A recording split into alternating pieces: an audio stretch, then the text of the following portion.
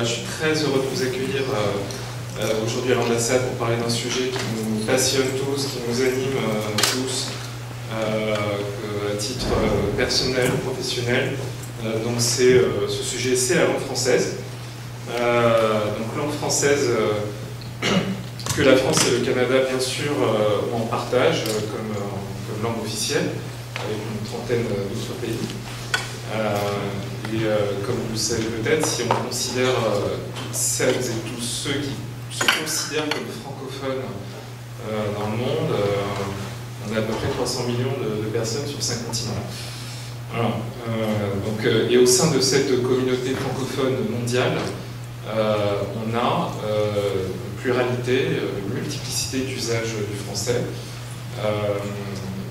usage hérité du passé ou enrichi des pratiques de la langue moderne, et le Canada est un très bon exemple de ça. Et dans ce contexte, la notion de bon français que certains, y compris au Canada, assimilent au français de France n'a aucun sens. Puisque aujourd'hui, on le voit bien, le français de France, c'est un français parmi d'autres. Et non pas la référence ultime pour apprécier le niveau d'expression des francophones. Et pour aller juste un peu plus loin dans cette introduction, l'avenir du français comme langue d'échange, langue de mobilité entre les peuples, réside justement dans sa capacité à faire coexister tous les Français parlés à travers le monde. Et j'en retrouve preuve le travail de recherche colossal qui a été mené dans le cadre de la grande grammaire du français, qui est le sujet de notre petite conférence ce matin. Grande grammaire du français publié en octobre 2021. Un ouvrage magistral de 2628 pages, si je ne me trompe pas. Donc on a des exemplaires là-bas que vous avez pu déjà consulter. Ouvrage qui porte comme sous-titre la grammaire de la langue écrite et parlée contemporaine, et qui est présenté, je cite, comme un état des lieux de la variété et de la vitalité du français contemporain dans ses usages écrits et oraux en France et hors de France.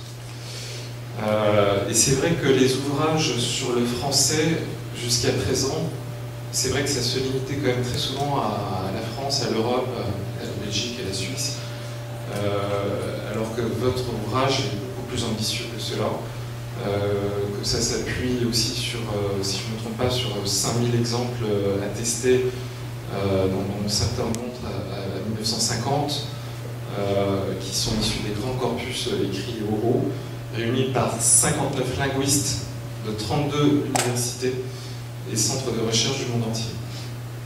Et la liste des pays contributeurs est, je crois, à la mesure de l'ambition de cet ouvrage, puisqu'on a la France, on a la Suisse, on a la Belgique, on a les Pays-Bas, si je ne me trompe pas, la Suède, Israël, le Canada évidemment, les États-Unis, et puis aussi les pays d'Amérique du Sud et d'autres.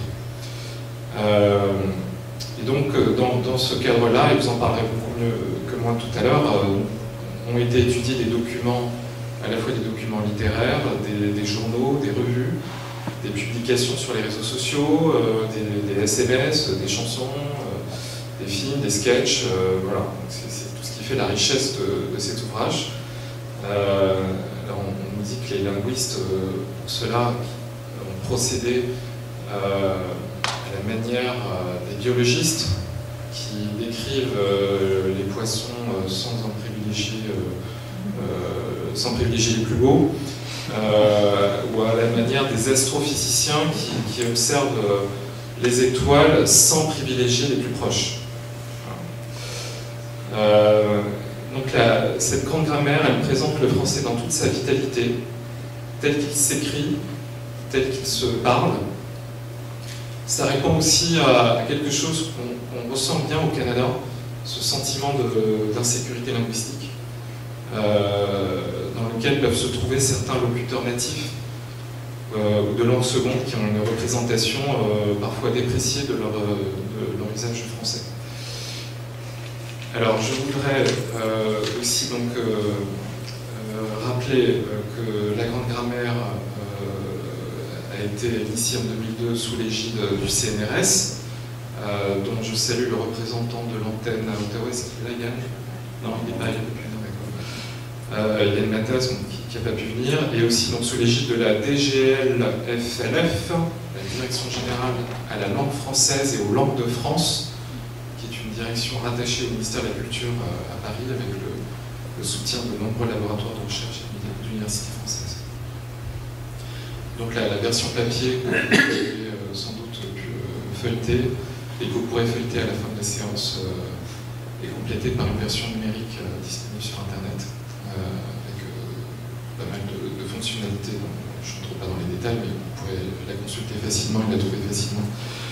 Voilà. Et donc, pour finir, je suis très heureux, très fier de vous présenter aujourd'hui Madame Anne Abbayer, professeure à l'Université de Paris, qui a coordonné la direction de cet ouvrage monumental, qui nous fait vraiment l'honneur et le plaisir d'être à Ottawa aujourd'hui.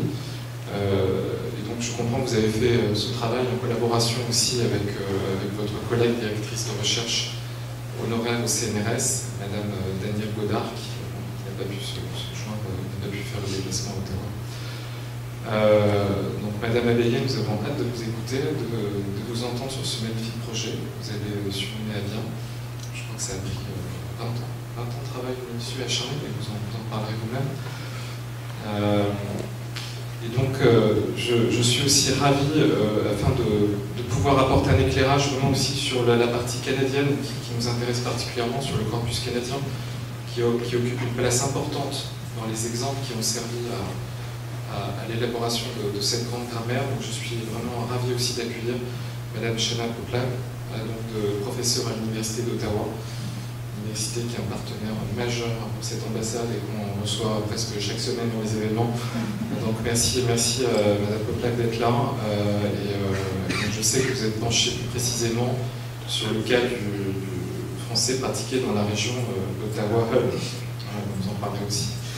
Donc voilà, merci beaucoup. Encore désolé de mon retard, et donc je passe la parole tout de suite à Madame la professeure Abbayer. Merci beaucoup.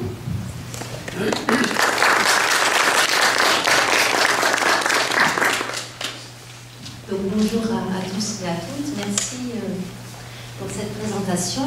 Je suis émue d'être invitée dans le plus grand pays francophone d'Amérique pour vous présenter aujourd'hui la grande grammaire du français, donc cet ouvrage collectif que j'ai eu la chance de diriger avec Danielle Godard et qui a rassemblé donc une 60aine d'auteurs et d'autrices, dont 3 du Québec. Donc l'ouvrage est sorti en octobre dernier, donc 2 gros volumes que vous voyez là, avec aussi une version e-book et une édition en ligne qui permet l'écoute des exemples sonores que je vous présenterai tout à l'heure. Donc c'est à la fois l'aboutissement d'un projet scientifique, un ouvrage à but éducatif et un événement à portée politique. Donc je voudrais vous parler de ces 3 aspects, mais auparavant, je voudrais faire une petite remarque. Souvent, nous avons 2 images de la grammaire. Donc ce sont 2 gravures qui viennent du site Gallica de la BNF, qui sont assez anciennes. Donc à gauche, vous avez la marâtre, prête à vous frapper avec son bâton dès que vous faites une faute. Donc ça s'appelle la grammaire. Et puis à droite, la douce mère qui va vous apprendre à parler, à enrichir votre vocabulaire, comme j'enrichis le mien chaque fois que je viens au Canada. Donc c'est la grammaire aussi. Et c'est pourquoi nous étions 2 coordinatrices pour tenir les 2 bouts, rappeler la norme qui est omniprésente en français, qui est un sujet d'étude en soi en fait, comme le fait Shana Poplak, mais aussi d'écrire et expliquer les usages réguliers qui s'écartent de cette norme, car comme disait déjà Montaigne, chaque usage a sa raison d'être. Donc le projet scientifique tout d'abord, nous sommes linguistes, c'est-à-dire que nous avons une approche scientifique du langage que nous étudions, comme effectivement les biologistes étudient les poissons ou les astrophysiciens les étoiles, donc sans parti pris, sans idée préconçue. Alors souvent, quand je dis que je suis linguiste, on me dit « Ah, vous devez connaître beaucoup de langues ». Et quand je dis que je travaille sur le français, je vois l'air tellement déçu de mon interlocuteur qui au mieux me dit « Ça doit être comme l'omelette, ça a l'air simple, mais c'est à ça qu'on reconnaît les grands chefs. » Mais vous savez bien que le français n'est pas simple, surtout si on l'observe dans toute sa vitalité, dans toute sa variété.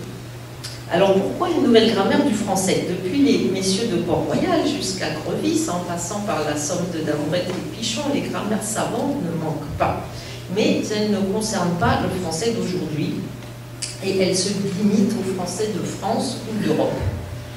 Donc il s'agissait pour nous de faire le point sur la langue contemporaine à partir de 1950 jusqu'en 2020 avec les outils d'aujourd'hui, car les linguistes, en particulier à Ottawa, à Montréal, à Sherbrooke, ont accumulé beaucoup de connaissances sur notre langue, mais justement elles étaient dispersées. Et c'est le CNRS qui, il y a près de 20 ans, avait constaté cette lacune des grammaires en plusieurs volumes, réunissant des équipes d'universitaires par essai au début du XXIe siècle, pour différentes langues comme l'italien, l'espagnol, le portugais, le catalan, et le français manquait à l'appel.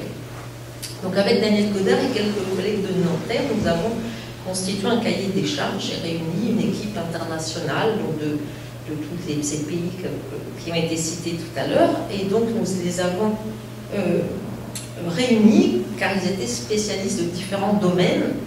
Donc la grammaire, ça couvre aussi la phonologie, donc l'étude des sons, la morphologie, la formation des mots, donc la syntaxe, la combinaison des mots en phrases, la sémantique, l'interprétation des mots et des phrases, la pragmatique, les conventions d'usage, la sociolinguistique ou la philosophie du langage. Donc il s'agissait de dresser un état des lieux du français contemporain, écrit et oral, puisque à l'oral on ne parle pas en liste de mots, on utilise des constructions, on fait des phrases. Donc en France et hors de France, puisqu'aujourd'hui la majorité des francophones vit en dehors de l'Hexagone. Donc ce n'est pas un dictionnaire, souvent on me dit « Ah, ton dictionnaire », mais non, la matière n'est pas organisée par ordre alphabétique. Nous avons 20 grands chapitres, ce n'est pas comme d'autres ouvrages dans la lignée de Vaugelas, un dictionnaire de fautes à éviter. Donc la GGF, comme nous l'appelons familièrement, décrit la grammaire de la langue dans ses multiples usages, donc en privilégiant la syntaxe, si vous voulez, les constructions, mais dans ses relations avec le lexique. Donc on attache beaucoup d'importance aux variantes lexicales de mots grammaticaux. La phonologie, voilà toute une section sur les phénomènes sonores comme la liaison ou l'intonation. Il y a une grammaire des sons.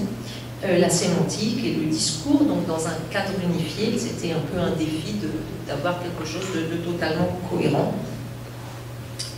Donc la matière organisée de façon assez classique, avec une introduction, 20 grands chapitres, consacrés aux différentes catégories, adjectifs, non-verbes, aux constructions syntaxiques, subordonnées, l'ordre des mots, mais aussi des notions plus sémantiques, comme la négation, ou le temps et l'aspect.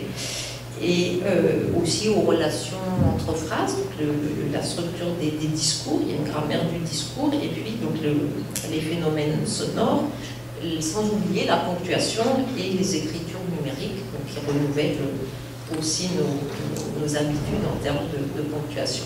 Donc ce n'est pas une encyclopédie, au sens où on juxtaposerait plusieurs points de vue, plusieurs théories.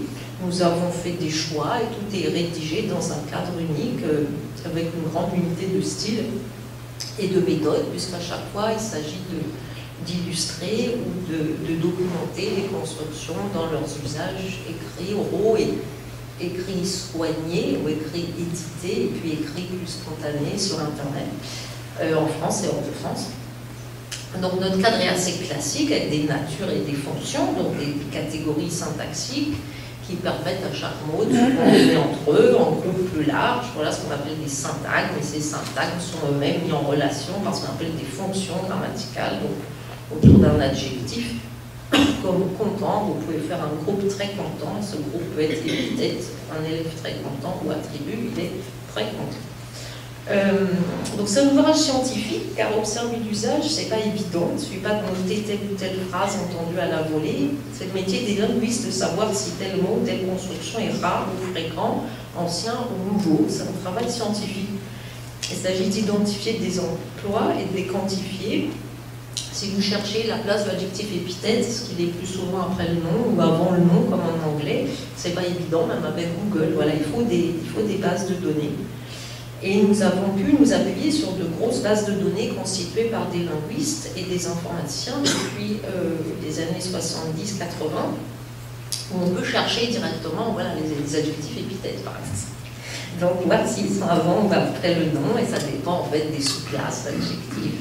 Ça dépend aussi des registres. Donc, à l'oral, donc ça suppose d'enregistrer des gens variés dans des situations variées, de transcrire tout ce qu'ils disent, de catégoriser tout ça. C'est un travail colossal. Et donc, ce sont des grands corpus constitués à Aix-en-Provence, à Orléans pour la France, à Montréal, à Ottawa, notamment par Shona Putlag pour le Canada, par des collègues qui pensaient que oui, le français parlé est digne d'études universitaires, l'oral n'est pas une version appauvrie ou dégradée de l'écrit. Et nous avons aussi bénéficié des avancées de la science participative qui permet de grandes enquêtes en ligne sur la façon dont les locuteurs francophones prononcent ou utilisent tel ou tel mot, même à l'intérieur de l'Hexagone, il y a pas mal de variations. Donc un de nos auteurs, Mathieu Avanzi, qui est auteur du site Le Français de nos régions, est très actif dans ce domaine. Donc quelles étaient nos sources? Donc nous nous distinguons d'une certaine tradition grammaticale depuis Becherel qui vise essentiellement à promouvoir la langue écrite des bons auteurs et donc qui se limite à la France ou à l'Europe. Donc nous voulons décrire et expliquer non seulement la langue des grands auteurs, mais aussi, comme le dit Françoise Gadet, le français ordinaire, ou ce que Claire Blanche-Benveniste appelait le français tout court, et pas forcément ce qu'elle appelait la langue du dimanche. Ce qu'on appelle aussi ici le vernaculaire. Donc notre ouvrage s'appuie sur 30 000 exemples écrits et oraux, donc postérieurs à 1950, qui souvent illustrent des constructions très simples, comme il fait beau, c'est magnifique, donc on n'a pas vraiment besoin d'une source. Et ça illustre aussi les variantes qui ne sont pas possibles, car tout n'est pas possible. C'est comme ça qu'on montre qu'il y a une règle. Par exemple, c'est mon chien et pas chien mon. Il y a d'autres langues qui ont des déterminants qui peuvent suivre le nom, comme le suédois ou le roumain, mais pas le français. Ça, fait partie des règles fondamentales. Les exemples sourcés, donc plus de 5000, sont issus d'une quarantaine de grands corpus. Pour l'écrit, environ la moitié proviennent d'ouvrages de littérature et de sciences humaines. Donc il y a la grande base Frantext où sont numérisés régulièrement des ouvrages d'auteurs francophones, pas seulement français. Donc nous sommes écrivains de France, du Canada, de Belgique, certains morts, beaucoup vivants, des académiciens et académiciennes comme Florence Delay, ou Eric Orsina, ou Amélie Nothomb, des prix Nobel de littérature comme Camus, Modiano, mais aussi des auteurs de romans policiers comme Fred Vargas ou Manchette, des auteurs du théâtre, de science-fiction, de bande dessinée, de poésie. Donc nous évitons les traductions, où il peut y avoir une influence de la langue source, mais nous accueillons des auteurs bilingues ou de langue maternelle autre que le français, comme Kessel ou Garry. Mais le français écrit, c'est pas seulement la littérature, donc nous citons aussi des historiens comme Mona Ozouf ou Michel Vinocq, des philosophes comme Sartre, Beauvoir ou Foucault, des scientifiques, des médecins, des avocats, des hommes et des femmes politiques, et même le roi des Belges pour illustrer la perte du nous de majesté. Donc les autres exemples qui ne viennent pas de Frontex viennent par exemple de journaux, de textes de loi, de sites internet, de SMS. Alors vous allez me dire les SMS c'est privé, mais justement des collègues ont collecté des SMS dans le cadre Donnez vos SMS pour la science. Donc nous avions des bases collectées, anonymisées, rassemblées notamment par les universités de Louvain et de Montpellier pour les années 2000. Et pour les exemples oraux, donc qui sont transcrits dans la version papier, qui sont audibles dans l'édition en ligne, ils proviennent de radio, de télévision françaises et étrangères, mais aussi de chansons, de sketchs, de dialogues de films, et de donc ces grands corpus, une trentaine de conversations et d'entretiens enregistrés et transcrits par les linguistes. depuis les années 60. Donc, comment faire face à cette grande hétérogénéité? Comment les différencier? Nous ne mettons pas tous ces exemples sur le même plan. Donc, chacun est annoté suivant plusieurs critères. Donc, la source, il y en a une, mais aussi le jugement des locuteurs. Est-ce que c'est acceptable, mon chien, inacceptable, chien non, douteux, ils se sont restés fidèles, plutôt qu'ils sont restés fidèles l'un à l'autre, et difficilement interprétable, c'est autre chose, c'est un autre type d'anomalie sémantique, comme il n'a pas 2 enfants mais seulement 3, ça supposerait que 3 soit inférieur à 2. Et puis on a un signe qui dit variable, c'est-à-dire que certains locuteurs l'acceptent, l'emploient, mais pas tous. Par exemple, j'ai personne vu ou j'ai ça vu qu'on entend en Suisse dans le Jura, mais pas ailleurs. Mais souvent, une variante régionale se rencontre dans plusieurs endroits. Par exemple, 70 et 90 en Belgique, en Suisse, mais aussi au Congo ou en Rwanda. Les constructions au plus je lis, au plus je m'instruis, plutôt que plus je lis, plus je m'instruis, qui sont assez courantes en Belgique, mais aussi en Provence. Ou moins, dans il faut manger moins, donc avec une répartition moins, comme on a une répartition plus, qu'on entend dans le sud-ouest de la France, donc Bordeaux, Toulouse, mais aussi aux Antilles et à Haïti, par exemple. Et comme beaucoup d'autres langues, le français offre au moins 2 types de variations, donc sociale et régionale, ce que les linguistes appellent registres et dialectes. Donc chacun a accès à plusieurs registres, donc vous n'êtes pas toujours en cravate ou en talons hauts, mais vous n'avez pas forcément accès à plusieurs variantes régionales, donc à plusieurs dialectes, ça dépend d'où vous venez et où vous avez vécu. Par exemple, pour désigner un véhicule personnel, vous avez accès à automobile, qui est un peu désuet, plutôt moins en France, à voiture, le plus courant, à bagnole, qui est familier, caisse qui sera argotique. Donc souvent on parle de niveau de langue, donc les linguistes, ça suppose un peu une hiérarchie, donc les linguistes préfèrent parler de registre, donc on distingue registre formel et informel. Donc pour le vocabulaire c'est bien connu, pour les constructions aussi, le français est particulièrement riche de formes interrogatives. Viens-tu, qui est un peu comme automobile, c'est désuet. Est-ce que tu viens, qui était mal vu, qui maintenant est très courant, très banal. Et puis tu viens, voilà, qui est réputé un peu plus familier. Elles ne sont pas équivalentes, donc elles n'appartiennent pas au même registre, c'est différentes formes de questions.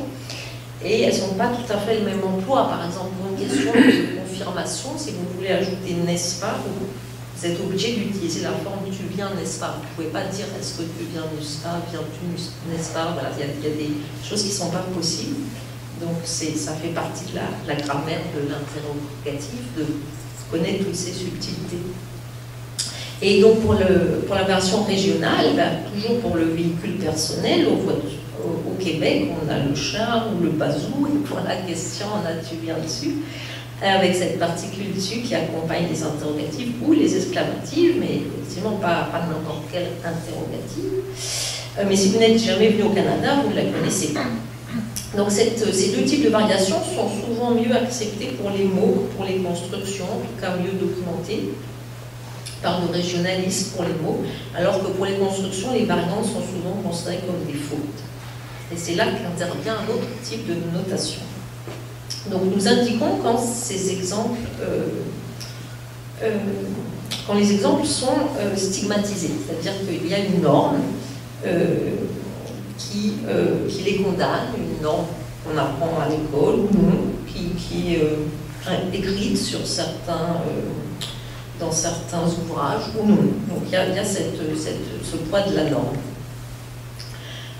Donc quand un usage est régulier et n'est pas conforme à cette norme, par exemple le livre que j'ai besoin, on entend assez souvent, plutôt que le livre dont j'ai besoin, ben on le note, parce qu'il faut que le lecteur ou le francophone, voilà, qui arrive en France ou au Canada, risque de les entendre ou de les lire, mais il faut savoir que c'est mal vu. Il faut qu'ils les comprennent. Donc cette subordonnée en que, cette relative, il s'agit d'un usage ancien qui était déjà noté par Damoret et Pichon dans le Paris des années 30. Il s'explique bien par la polyvalence de que dans le système des subordonnés, comme le subjonctif après que je sois venu, s'explique bien par analogie avec avant que, mais bon, pour l'instant c'est mal vu. Peut-être un jour seront-ils plus stigmatisés, voilà, la norme évolue aussi. comme car, qui était si mal vu par les académiciens du XVIIIe siècle et qui a fini par remplacer pour ce que était recommandé, à l'image de parce que. Donc c'est important de rappeler quels sont ces usages banals, quotidiens, comme de ne pas mettre ne avec la négation, on ne le met plus à l'oral, mais enfin à l'écrit ou dans une situation formelle, voilà, dans certains types d'écrits. C'est recommandé, donc c'est important de le noter. Donc notre but pédagogique, c'est aussi de contribuer à renouveler l'enseignement de la grammaire, jugé souvent rébarbatif, en partie parce qu'il est prisonnier d'une terminologie obscure, de règles désuètes, souvent déconnectées des usages ordinaires de la langue. Si on vous dit mettez ne sans vous expliquer pourquoi, sans vous expliquer qu'il y a deux systèmes, qu'il y a une histoire de ce système, qu'il y a des bonnes raisons pour lesquelles on ne met plus de à l'oral. Voilà, ça semble une langue un peu artificielle, la langue de la grammaire parfois. Donc notre ouvrage concrètement offre un double niveau de lecture avec pour les linguistes ou les spécialistes des passages en retrait et puis le corps du texte voilà, pour un public plus large. Et c'est pour ça que nous avons choisi Actes Sud, qui n'est pas un éditeur scientifique, mais un éditeur littéraire qui nous a beaucoup fait travailler pour rendre le texte accessible, ce qui explique aussi la durée du projet. Donc on a tout réécrit avec des outils pédagogiques, des encadrés, des fiches, des tableaux, un glossaire. Donc on espère que ce sera utile pour l'enseignement. Donc le français a la réputation d'être une langue difficile, mais on confond souvent grammaire et orthographe. Donc si la grammaire est l'art de combiner les mots en phrases qui ont un sens et les phrases en discours cohérents, donc il y a une grammaire de l'oral, parce qu'il y a des mots, des phrases et des discours à l'oral, et d'une certaine façon, cette grammaire, l'enfant la connaît avant d'apprendre à lire et écrire, mais c'est un savoir inconscient qu'il s'agit de rendre explicite. Donc toutes les combinaisons ne sont pas possibles. On dit mon chien et mon chien mon, donc le déterminant précède le nom, s'accorde avec lui. Le possessif mon n'est plus un adjectif, comme il était en latin, comme il est encore en italien, donc c'est une règle assez robuste. Mais qu'est-ce qu'un déterminant? Qu'est-ce qu'un nom? Donc un de nos objectifs est de stabiliser une terminologie souvent variable d'un ouvrage à l'autre. Donc nous utilisons largement la tradition traditionnelle, mais ajoutons éventuellement d'autres termes, comme celui de prédicat, qui est si mal vu en France, mais qui, je crois, fait partie de la nouvelle grammaire au Québec. Donc les grammaires traditionnelles reposent souvent sur une terminologie héritée des grammaires latines, distinguent mal ce qui relève de la forme, de la syntaxe, et ce qui relève du sens, de la sémantique. Donc, par exemple, elle parle de substantif, alors en suggérant qu'il s'agit d'une substance, et ce n'est pas toujours le cas, puisqu'un nom comme chaleur désigne une propriété, ou un nom comme explosion, un événement, donc on préfère parler de nom.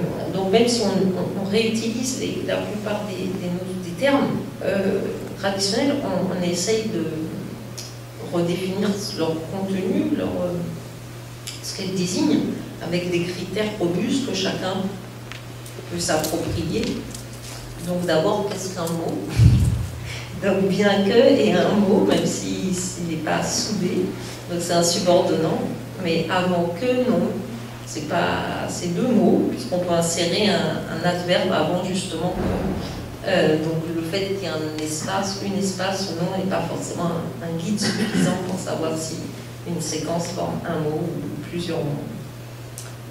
Et l'adverbe, malgré son nom, ne modifie pas forcément un verbe, il peut modifier des catégories plus variées, comme un adjectif, si plus est un adverbe, voilà, on a plus fier, modifie un adjectif. Plus peur, voilà, il modifie un nom, il peut modifier un autre adverbe, voilà, plus vite. Mais on garde quand même l'étiquette adverbe, mais on explique un fonctionnement beaucoup plus souple. De même, le sujet, c'est pas forcément celui qui agit, beaucoup de verbes ne sont pas des verbes d'action, je et sujet, dont j'ai reçu une lettre et j'ai rien fait pour. Le sujet, donc, est défini autrement, pas par son rôle sémantique, mais parce qu'il déclenche l'accord du verbe, parce qu'il se place plutôt avant lui, sauf dans des constructions qu'on peut lister qui permettent l'inversion du sujet, comme les interrogatives, les subordonnés relatifs. Donc on ne distingue pas ce que certaines grammaires appellent sujet réel, sujet apparent, on essaye d'avoir une approche plus rationnelle.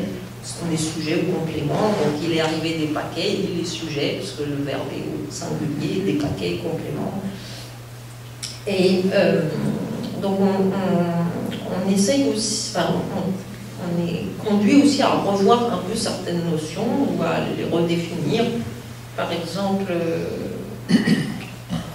certaines grammaires distinguent phrases et propositions, propositions coordonnées, propositions subordonnées.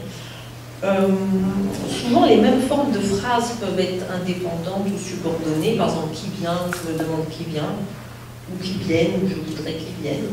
Donc, on accorde beaucoup d'importance à la sémantique, au contenu, à l'interprétation. Donc, on parle de propositions comme les logiciens pour un contenu qui peut être vrai ou faux, comme la logique des propositions. Donc, c'est le contenu d'une phrase déclarative, mais pas celui d'une phrase interrogative ou à l'impératif. Donc, on parle plutôt de phrases coordonnées, de phrases subordonnées, qui peuvent ou non avoir un contenu propositionnel. Donc certaines théories définissent aussi la phrase comme construite autour d'un verbe, voilà, sujet, verbe, complément. Donc nous élargissons la notion de phrase pour inclure des énoncés qui sont construits autour d'une catégorie qui n'est pas un verbe, mais qui comporte un sujet, par exemple tous en scène, c'est une phrase sans verbe, ou magnifique ce tableau, c'est aussi une phrase sans verbe. Donc on définit les énoncés comme associés à des actes de langage. Mais ce ne sont pas forcément la forme d'une phrase, par exemple bonjour ou merci. Donc la segmentation en phrase n'est pas toujours aisée à l'oral, donc ça c'est le problème des transcriptions. Et la prise en compte de la forme sonore est importante, donc puisqu'on n'a pas la phrase n'est pas ce qui commence par une majuscule et finit par un point dans ce cas-là. C'est une ponctuation qu'on va ajouter. Donc on a des indices sonores, par exemple, on a un exemple. Je ne suis pas née dans la région de Toulouse, en fait, je suis née au Portugal, et ce en fait, il s'est rattaché à la deuxième phrase. Pourquoi? Parce que je ne suis pas née dans la région de Toulouse, la voix monte à la fin de Toulouse, ça montre qu'il y a une frontière de groupe. Sinon, ce serait je ne suis pas née de la région de Toulouse, en fait, et la voix montrait en fait, mais non. Donc, dans cet exemple-là, on peut voir sur une courbe mélodique, si on analyse le signal, où on peut entendre comment segmenter la phrase. Donc ces mouvements mélodiques sont importants pour la grammaire.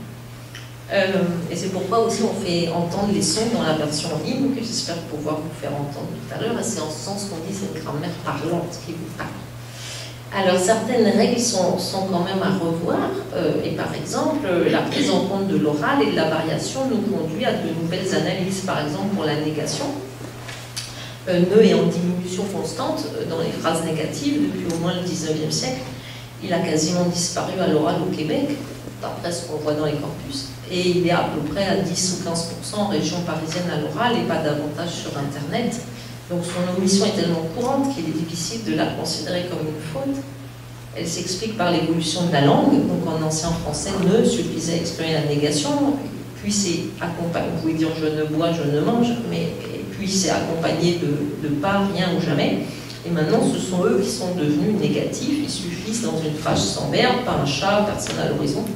Et ne seul est le plus souvent explétif avant qu'il ne parte, je crains qu'il ne pleuve, donc sans sens négatif. Mis à part quelques emplois résiduels sur 4 verbes, je ne puis, je n'ose. Donc avec pas ne peut marquer ce sur quoi porte la négation. Si on a 2 verbes, il ne sait pas parler, c'est pas comme il sait ne pas parler, donc on peut se taire, mais c'est assez rare qu'on ait besoin de distinguer. Le plus souvent, la négation porte sur toute la phrase et le sens est le même avec ou sans ne. Donc, utiliser ne, c'est une règle pour l'écrit formel et pas forcément pour les échanges spontanés, ni les SMS, ni les messages entre amis. Et ne, comme l'expliquera sans doute Chana mieux que moi, est devenu un marqueur social. Donc c'est un marqueur de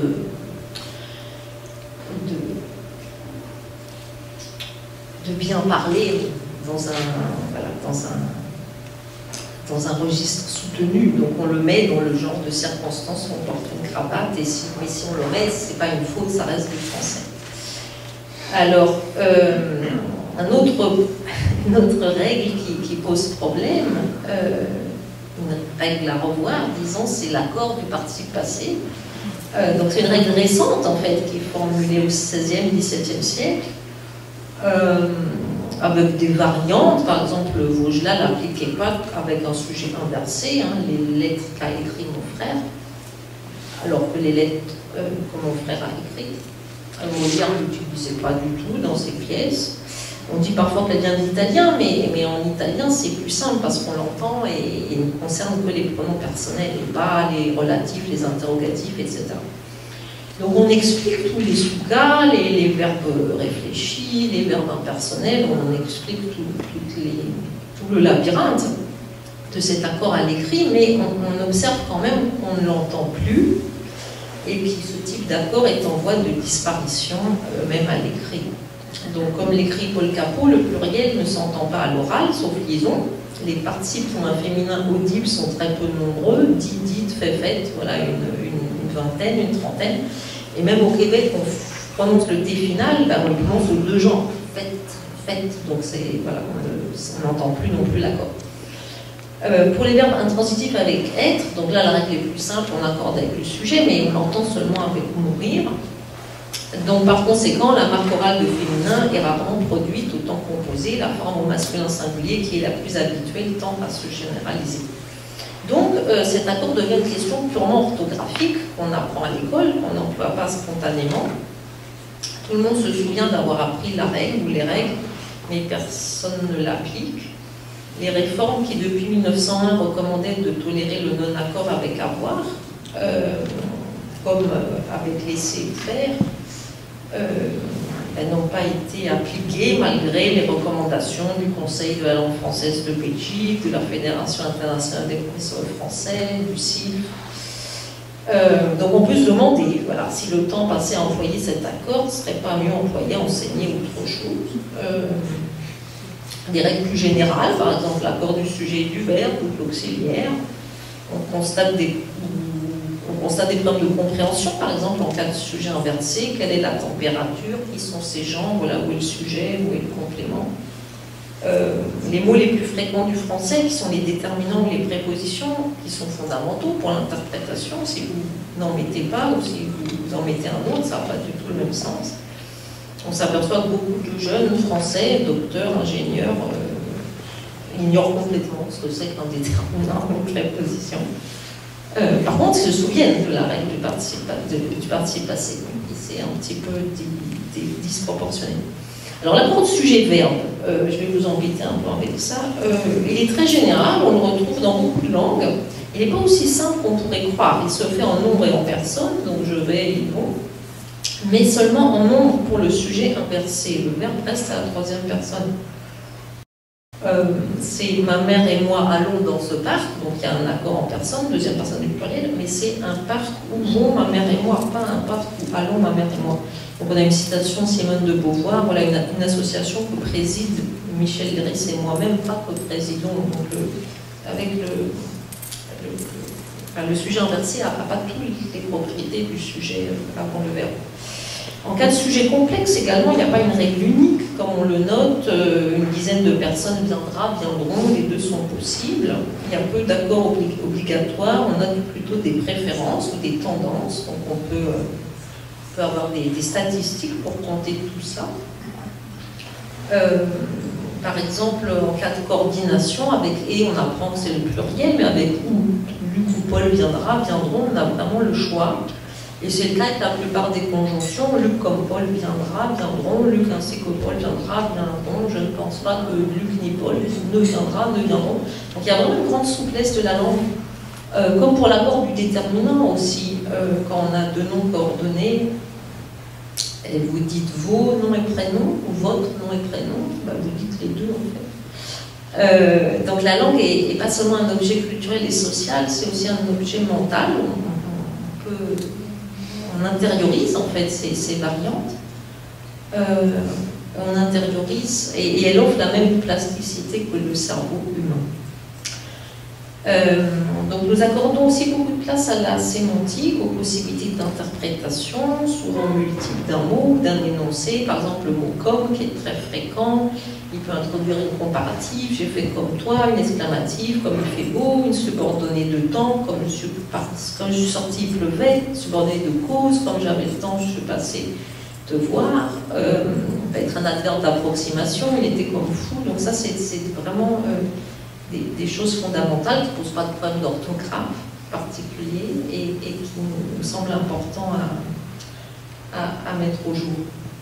Donc nous espérons que le lecteur ne consultera pas notre ouvrage pour savoir s'il a fait une faute, mais plutôt pour identifier quelle construction il a utilisée, quel sens elle a, quelle autre construction il avait à sa disposition. Quant à l'orthographe, c'est une convention qui a une histoire. Donc Paul Valéry disait que c'était la partie cocasse de la langue, lui préférait la partie sonore, qui était la beauté de la langue.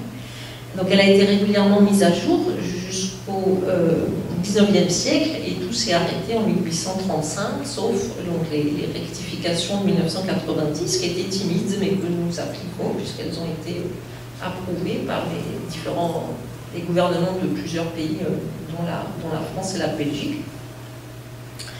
Mais elles sont un peu appliquées dans l'édition et dans la presse, ce qui nous amène au débat politique.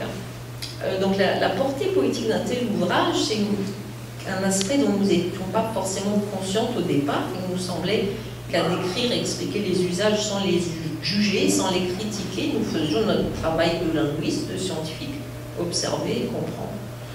Mais nous ne pouvons pas ignorer les enjeux politiques.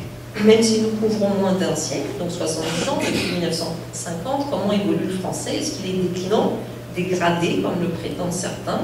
Et est-ce qu'on peut encore parler d'un seul français? Et à qui appartient le français? À ceux qui édictent une norme, parfois arbitraire, souvent difficilement applicable, ou à tous ceux qui la parlent et qui l'écrivent? Donc nous voudrions aider les francophones à se réapproprier leur langue, à essayer de réduire ce sentiment d'insécurité linguistique pour même les petits Français qui pensent qu'ils sont en faute dès qu'ils écrivent ou dès qu'ils parlent, aider les non-francophones et aussi aider les non-francophones à apprendre cette langue qui est souvent moins complexe qu'on croit si on n'enseigne pas des règles désuètes pleines d'exceptions. Alors, comme vous l'aurez compris, nous ne sommes pas vraiment déclinistes, donc les discours déclinistes sont constants depuis qu'existe l'Académie française. Donc notre ouvrage montre, je crois, la vitalité du français. Donc le nombre de francophones ne cesse d'augmenter dans le monde. Grâce à Internet, on n'a jamais autant écrit et lu en français, songez aux milliards de mails et de SMS échangés chaque jour. Donc on a toute une section consacrée d'ailleurs aux écritures numériques, avec des néographies, des écritures parfois un peu cryptiques ou abrégées, et donc cette insertion d'émoticônes en fin de message qui permet d'ajouter de l'émotion, de la spontanéité à certains, comme les sourires ou les clins d'œil à l'oral. Donc ça fait partie des innovations qu'on peut décrire. On montre aussi des persistances qui ne surprendront pas les spécialistes d'histoire de la langue. Par exemple, le mot moult, qu'on croyait disparu et remplacé par beaucoup, est toujours vivant avant le nom. Voilà, après moult péripéties, moult aventures. L'accord de proximité ou de voisinage vivant en français classique, par exemple chez Bossuet, le raisonnement et la volonté est droite, donc un accord avec volonté, pas avec le groupe, n'a pas disparu non plus, mais plutôt pour l'attribuer en début de phrase. Donc Nimier écrit « Telle serait ma réponse et mon destin, tel TE2LE », mais surtout pour l'adjectif épithète. Donc, est-ce que vous dites différents villes et villages? C'est difficile. On dit différentes villes et villages, c'est ce qu'on trouve même sur le site du ministère de la Culture. Donc, c'est pas vrai que le masculin l'emporte sur le féminin, enfin pas toujours. Donc ça, c'est très clair que l'accord est au féminin avant le nom, donc l'accord au masculin après le nom pour l'attribut, l'accord de proximité donc avant le nom. Donc ça fait partie des choses qu'on a découvertes. Donc à la différence de ceux ou celles qui prétendent que la langue s'appauvrit, que la syntaxe se désagrège, nous ne stigmatisons pas les tours ou expressions d'origine étrangère. Donc le français coexiste depuis des siècles avec bien d'autres langues dans les pays où il se parle. Donc notre ouvrage mentionne les influences des langues régionales, par exemple le franco-provençal, peut expliquer le placement de ça, donc j'ai ça vu en Franche-Comté, à la frontière suisse, où l'influence du picard pour Sabatier, cette particule qui est en voie de disparition dans le nord de la France, enfin qui existait encore, ou l'influence du gascon dans Dimeleux, cet ordre-le de Dimelois qu'on entend autour de Bordeaux, ou Néguin qui veut dire personne, à Marseille qui vient de l'Occitan. Donc je veux dire, je suis frappée ici par la vitalité du français, par sa créativité au Canada, par exemple, couvre-visage pour masque. On dit parfois que le français d'ici garde des emplois anciens du XVIIe ou du XVIIIe siècle, mais il est souvent en avance aussi sur le français de France, par exemple pour la féminisation des noms de métiers. Et j'aurais voulu avoir l'honneur de saluer Madame l'ambassadrice. Donc comme Chana Poplak, à qui je vais laisser la parole dans un instant, et qui étudie depuis longtemps ces discours normatifs, nous les mentionnons, mais nous avons éventuellement un regard critique quand ces discours normatifs sont formulés par des non-spécialistes ou ne correspondent plus aux usages actuels, puisque l'écart se creuse entre le français écrit oral, formel et informel, de France et hors de France, en particulier en Amérique et en Afrique, d'où un sentiment d'insécurité linguistique dont parlait le chargé d'affaires tout à l'heure. Donc, faute d'un état des lieux minutieux, objectif, les débats prennent souvent un tour politique et non scientifique. Quand on vous dit ça n'existe pas, c'est pas du français, donc on voudrait essayer de remédier par notre ouvrage à cet état de choses. Donc voilà, se méfier des règles désuètes. Si on vous dit qu'il faut mettre ne avec pas ou qu'il faut appliquer la concordance des temps au subjonctif, nous sommes tous coupables. Qui écrit ou dit aujourd'hui, je voulais que vous comprissiez, donc le subjonctif imparfait a disparu à l'oral, son pas plus guère qu'au singulier, à l'écrit, se maintient peut-être en Nouvelle-Écosse, mais voilà, je voulais que vous compreniez, et on peut expliquer cet usage du subjonctif présent. Doit-on employer le futur simple ou le futur en aller? Donc ce dernier, je vais aller en Grèce, était déjà signalé par Vaugelas et s'étend depuis 1960 jusqu'à devenir plus fréquent que le futur simple. J'irai en Grèce, à Montréal comme à Orléans, donc on a des corpus qui permettent de voir ça. Et les deux formes ne sont pas équivalentes, c'est pour ça qu'elles continuent à coexister, au moins Et je me marierai à pas tout à fait le même sens que je vais me marier. On a l'impression que les préparatifs sont mieux engagés avec aller. Et comme le montre Chana Poplak, au Canada, il y a une spécialisation suivant la négation. Donc c'est je vais le faire, mais je ne le ferai pas.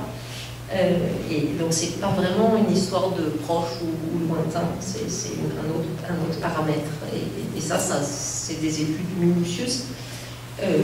Qui permettent de le voir, au lieu de dire non, mais il ne faut pas dire aller, il faut mettre le futur. Donc, doit-on inverser le sujet dans les questions? Ça aussi, c'est une règle qui figure sur le site de l'Académie française. Et pourtant, Marguerite Yourcenar, donc la première femme académicienne belge qui a longtemps vécu en Amérique du Nord, écrivait dans les mémoires d'Adrien, et qu'est-ce qu'il avait ce matin, ce chien du curé, à lui dire qu'elle ressusciterait? Aurait-elle dû écrire qu'avait ce chien du curé? Est-ce que était mal vu des grammairiens jusqu'au début du XXe siècle? Mais comment demander, est-ce que je sors le chien? Est-ce que je prends un bain? Sors, je prends, c'est pas possible. Donc dans bien des cas, cette inversion pronominale n'est pas applicable. Pourquoi exclure tu viens, qui est plus fréquent que viens-tu? Est-ce que c'est paresseux de ne pas inverser le sujet? En fait, dans ce cas, on doit monter la voix, tu viens. Donc il y a un effort articulatoire. Michel Tremblay, que nous citons aussi, avait-il tort d'écrire comment ce qui va Bobby au lieu de comment va Bobby? Ou pourquoi il pleure, maman puis Marie-Rose, avec ce il qui devient i et qui peut s'employer au féminin, donc c'est un cas de neutralisation qu'on entend aussi en France. Donc Marie Yourcenar et Michel Tremblay commettaient des fautes aussi en utilisant une dislocation, un redoublement du sujet. Mais ça, en fait, ça fait longtemps qu'on dit moi je au lieu de je, nous on au lieu de nous, en dépit de la norme. En dépit du fait que ce soit des formes plus complexes, donc ça montre que l'oral n'est pas forcément plus simple que l'écrit. En effet, ces dislocations ont un but émotif, permettent une expressivité, l'expression d'un contraste que n'a pas forcément la forme la plus simple. Donc ils sont fous, ces Romains, pour citer Goscinny, n'a pas du tout le même effet que ces Romains sont fous. Et comme le dit notre président, être citoyen, c'est participer aux élections, donc il y a cette reprise pronominale par ce, et ce serait un peu bizarre, moins naturel de dire être citoyen et participer aux élections. Donc il faut se méfier des règles normatives souvent désuètes qui peuvent être néfastes car elles empêchent de voir le fonctionnement vivant de la langue et qui sont à distinguer des vraies erreurs de langue que peuvent faire les apprenants. Donc le ou les Français, face à la grande diversité d'usages, on peut se demander s'il s'agit toujours de la même langue, de la même grammaire. Nous n'avions pas d'a priori au départ, et je crois que la conclusion, c'est que les mêmes catégories grammaticales, les mêmes fonctions syntaxiques, les mêmes structures, bref, la même grammaire permet de rendre compte du grand système de la langue et de ses variations. On a des mots à l'oral, on a des phrases à l'oral, et on peut avoir des phrases même plus complexes qu'à l'écrit. En ce qui concerne la variation régionale, on a pu noter, enfin une équipe de linguistes français, belges, suisses, québécois ont recensé 50 000 expressions toutes faites, comme casser sa pipe ou mettre les charrues avant les bœufs, qui semble un domaine qui est vraiment lié aux cultures et aux coutumes locales. Et bien, sur ces 50 000 expressions, 80% étaient les mêmes dans les 4 pays. Donc évidemment, il y a quelques francismes, comme se faire appeler Arthur, quelques belgicismes, comme arriver comme des figues après Pâques, ou quelques québécismes, comme on n'est pas sorti du bois. Mais voilà, le stock commun est beaucoup plus important que les particularités locales. Donc j'en viens à l'enjeu démocratique. Si la grammaire n'est pas, comme l'a dicté, une machine à punir et à exclure, c'est pas un système binaire, correct, incorrect, c'est un système plastique avec souvent plusieurs options comme tout et tout, le job, la job. Donc l'enjeu démocratique, c'est de permettre à chacun et chacune de se réapproprier la langue. Donc il est important de connaître le bon usage, mais une langue purement écrite, réduite aux grands auteurs, serait une langue morte, comme le latin classique. Donc le français d'aujourd'hui n'est plus la langue de Molière, c'est la langue de chacun et de chacune d'entre nous, et c'est heureux.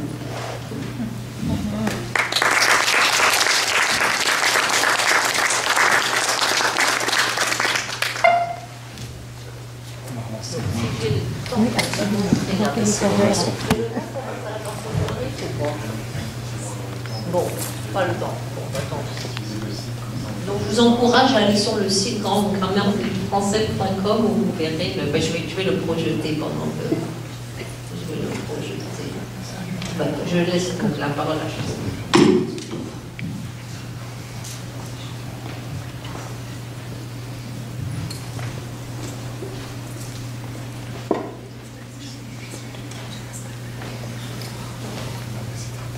Ah oui, vous avez besoin de... Oui, ah oui, pardon. Donc, je vous invite à aller sur le site, mais ouais, on ne va pas le présenter.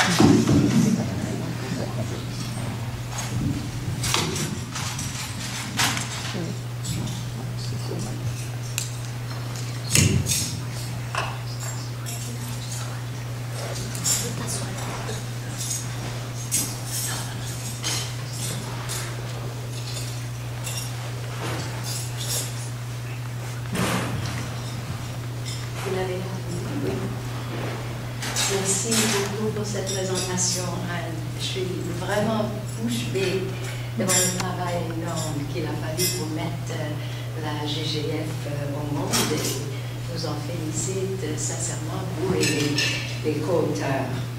Moi, en tant que sociolinguiste, c'est-à-dire quelqu'un qui étudie la langue dans son contexte social, telle qu'elle se parle spontanément par les gens ordinaires, je suis une grande fan de la philosophie de la GGF, notamment cette volonté d'écarter un peu les règles prescriptives, celles qui nous disent comment parler, en faveur des règles descriptives qui rendent compte de la façon dont on parle réellement.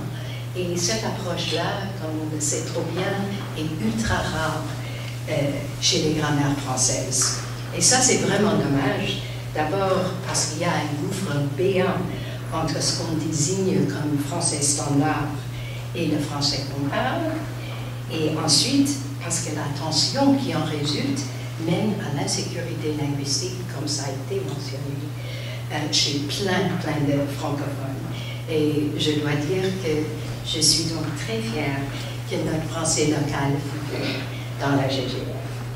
Moi, je voudrais très rapidement aujourd'hui vous convaincre que la langue telle qu'elle se parle mérite d'être prise en compte, même quand elle ne correspond pas aux normes prescriptives traditionnelles. Et pour ce faire, j'aimerais juste vous décrire rapidement le genre de recherche qu'on fait à mon laboratoire de sociolinguistique à l'Université d'Ottawa. Chez nous, au lieu de flasques et de fioles, on a affaire à des mots. Des millions de mots provenant de centaines d'heures de conversation spontanée avec des francophones de divers âges, genres, classes socio-économiques et niveaux d'instruction formelle. Et à partir de ces données, nous aussi, on construit des grammaires dans le sens technique du terme, à savoir une description de la structure linguistique d'une langue. Dans les années 80, on a commencé par enregistrer le parler d'un échantillon représentatif de francophones des deux côtés de la rivière, ici dans la région, pour tester scientifiquement l'idée très répandue comme quoi le français se détériore au contact avec l'anglais. La réponse courte est non. Plus tard, on a eu la chance incroyable de dénicher aux archives de folklore à Laval une cache d'enregistrement audio recueillis par des folkloristes. Ça, c'est Luc Lacourcière dans la photo pour ceux qui connaissent un peu la folklore québécoise. Dans les régions, des régions rurales du Québec au cours des années 40 et 50. En ciblant les locuteurs les plus âgés, on a pu construire une banque de données, ce qu'on appelle un corpus, représentant le français parlé au 19e siècle.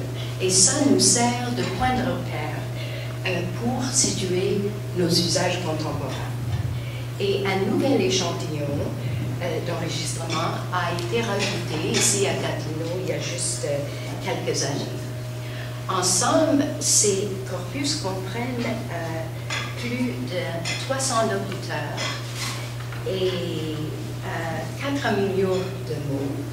Et l'empreinte temporelle nous permet d'étudier l'évolution du français au cours d'une période d'un siècle et demi entre les dates de naissance. Pardon? Vous m'entendez? Merci.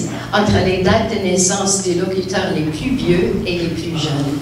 Ça, c'est une possibilité presque inouïe pour l'étude de la langue parlée. Alors, toutes ces données-là sont informatisées et interrogeables. Et pour se faire une idée rapide de la structure des phrases négatives, par exemple, comme Anne vous l'a décrit, on peut rapidement vérifier, par exemple, on peut essayer de trouver quand le mot « pas » a figuré. Et ici, on peut voir que dans le français parlé au XXe siècle, on a eu 47 948 pas, mais seulement 109 nœuds. Ce qui revient à dire que le nœud est absent 90,8% du temps et ce taux n'a pas changé depuis le 19e siècle.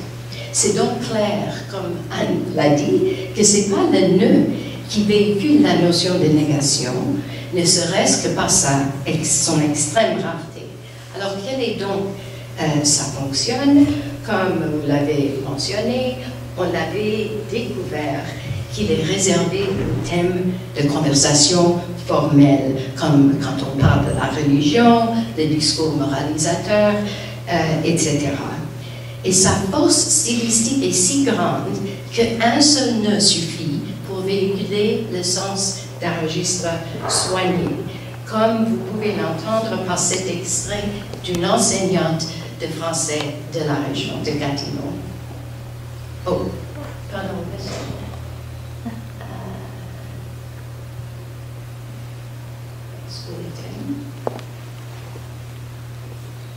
Le chum à ma mère, moi.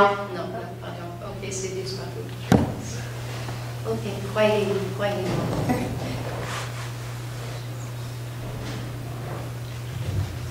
Ce choix de nœud pour signaler qu'on parle bien est une condition d'implicite qu'on appelle, une condition d'utilisation qu'on appelle implicite. Elle n'est enseignée nulle part, elle ne figure surtout pas dans les grammaires prescriptives, mais tout le monde s'en sert. Sa fonction de formalité est partagée par les membres de la communauté linguistique et souvent sans qu'eux-mêmes se rendent même compte. Et on a examiné beaucoup d'autres traits grammaticaux de ce genre qui ont en commun, qui comportent différentes façons de dire la même chose dans un même contexte. Nous, on appelle ça des variables linguistiques. En voici un exemple. Le chum à ma mère, moi. La fille du chum à ma mère puis son chum.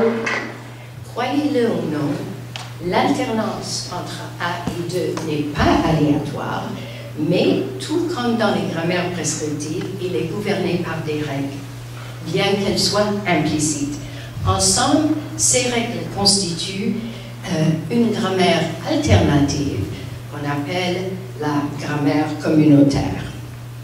Ce sont les interactions quotidiennes entre membres de la communauté qui font naître et diffuser des règles implicites. Et de ce fait, j'insiste qu'on ne peut pas comprendre comment la langue fonctionne sur le terrain sans connaître la grammaire communautaire. Et j'étais donc très contente de voir que la GGF, qu'Anne a invoqué justement cette association entre nœud et la formalité. Mais ce n'est pas du tout le cas des grammaires prescriptives typiques. Ça, on le sait, parce que parallèlement à nos recherches sur l'usage, on travaille depuis des années à comprendre, à découvrir c'est quoi au juste le français standard selon les grammairiens, tel que représenté par un corpus qu'on appelle le recueil historique des grammaires du français. Il s'agit d'une compilation de 163 grammaires françaises publiées entre 1530 et nos jours, et on s'en sert pour comparer ces injonctions prescriptives avec la grammaire communautaire dont je viens de parler. Jusqu'à quel point est-ce qu'elles ont influencé notre façon de parler et est-ce qu'elles ont réussi à arrêter ou même à retarder les changements linguistiques. Je vais juste passer en revue rapidement quelques-uns de nos résultats les plus surprenants, pour nous au moins. D'abord, toutes les variantes considérées aujourd'hui comme non standards étaient déjà invoquées par les grammaires depuis les temps les plus reculés.